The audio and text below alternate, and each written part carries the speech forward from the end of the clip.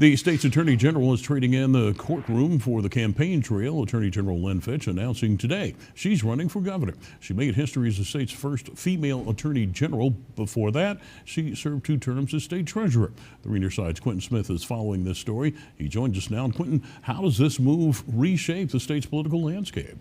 Well, Howard, this announcement opens up another key seat right here in the state.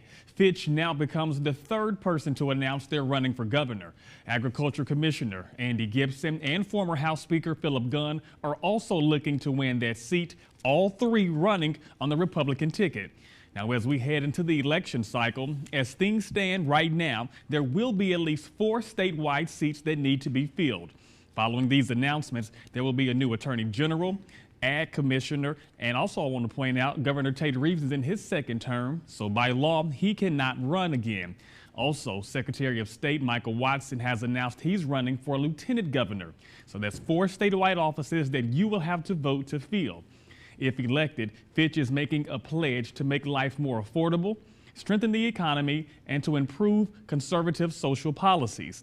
The other Republican candidates who are running for this seat are also laying out their blueprint.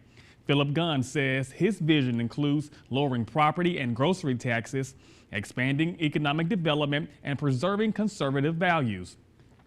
Meanwhile, Andy Gibson has what he calls a conservative common sense plan. Some issues he wants to tackle include restoring a ballot initiative, establishing a statewide multi-agency law enforcement task force, and he also wants to focus on recruiting and retaining real jobs that cannot be replaced by artificial intelligence. It is worth pointing out the primary election is set for August 3rd, 2027, so it's about a year away. To stay up to date on all of the candidates who've announced they're running for office, just visit our website at WLBT.com. Quentin Smith, 3 on your side.